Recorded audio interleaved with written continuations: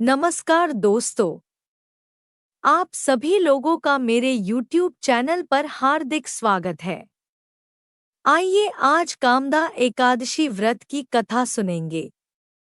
धर्मराज युधिष्ठिर कहने लगे कि हे भगवन, मैं आपको कोटि-कोटि नमस्कार करता हूँ। अब आप कृपा करके चैत्र शुक्ल की एकादशी का महात्म्य कहिए। श्री कृष्ण कहने लगे कि हे धर्मराज, यही प्रश्न एक समय राजा दिलीप ने गुरु वशिष्ठ जी से किया था, और जो समाधान उन्होंने किया वो सब मैं तुमसे कहता हूँ। प्राचीन काल में भोगीपुर नाम का एक नगर था। वहां पर अनेक ऐश्वर्यों से युक्त पुंडरीक नाम का एक राजा राज्य करता था।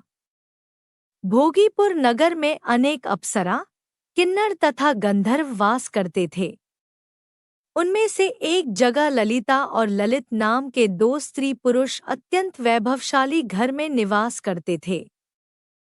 उन दोनों में अत्यंत स्नेह था, यहाँ तक कि अलग अलग हो जाने पर दोनों व्याकुल हो जाते थे। एक समय पुंडरीक की सभा में अन्य गंधर्वों सहित ललित भी गान कर रहा था। गाते गाते उसको अपनी प्रिय ललिता का ध्यान आ गया और उसका स्वर भंग होने के कारण गाने का स्वरूप बिगड़ गया। ललित के मन के भाव जानकर कारकोट नामक नाग ने पद भंग होने का कारण राजा से कह दिया। तब पुंडरीक ने क्रोधपूर्वक कहा कि तू मेरे सामने गाता हुआ अपनी स्त्री का स्मरण कर रहा है, अतः तू कच्चा मांस और मनुष्यों को खाने वाला राक्षस बनकर अपने किए कर्म का फल भोग। पुंडरीक के श्राप से ललित उसी क्षण महाकाय विशाल राक्षस हो गया। उसका मुख अत्यंत भयंकर, नेत्र सूर्य चंद्रमा की तरह तथा मुख से अग्नि निकलने लगी। उसकी नाक पर्वत की कंदरा के समान विशाल हो गई और गर्दन पर्वत के समान लगने लगी। सिर के बाल पर्वतों पर खड़े वृक्षों के समान लगने लगे तथा भुजाएं अत्यंत लंबी हो गईं। कुल मिलाकर उसका शरीर 8 योजन के विस्तार में हो गया। इस प्रकार राक्षस होकर वह अनेक प्रकार के दुख भोगने लगा। जब उसकी प्रियतमा ललिता को यह वृत्तांत मालूम हुआ तो उसे अत्यंत खेद हुआ और वह अपने पति के उद्धार के लिए यत्न सोचने लगी। वह राक्षस अनेक प्रकार के घोर दुख सहता हुआ घने वनों में रहने लगा।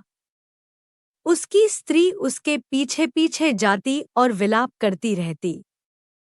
एक बार ललिता अपने पति के पीछे घूमती घूमती विंध्याचल पर्वत पर पहुंच गई, जहां पर शृंगी ऋषि का आश्रम था। ललिता शीघ्र ही शृंगी ऋषि के आश्रम में गई और वहां जाकर विनीत भाव से प्रार्थना करने लगी।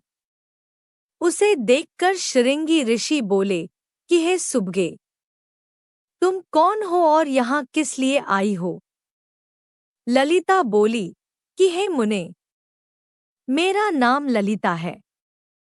मेरा पति राजा पुंडरीक के श्राप से विशालकाय राक्षस हो गया है। इसका मुझको महान दुख है।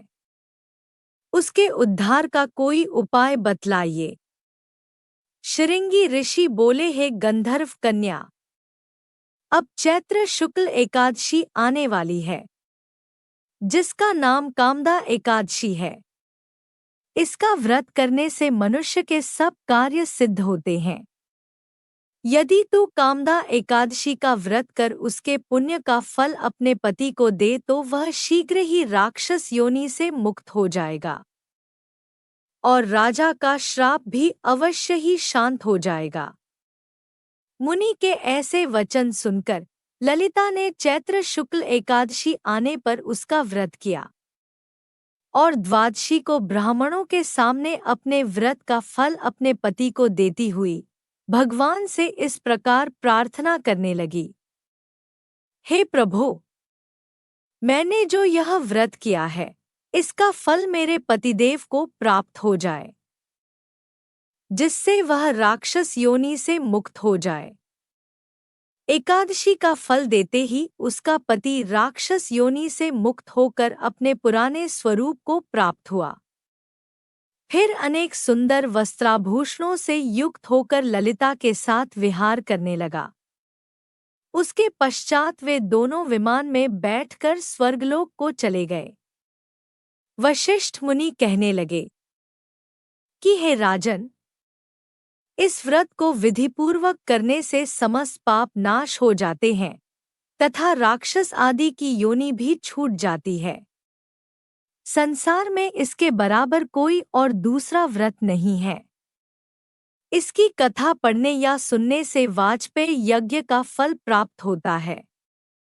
अगर आपको यह जानकारी अच्छी लगी तो मेरे वीडियो को लाइक करें और साथ ही मेरे चैनल को सब्सक्राइब करना ना भूलें। धन्यवाद।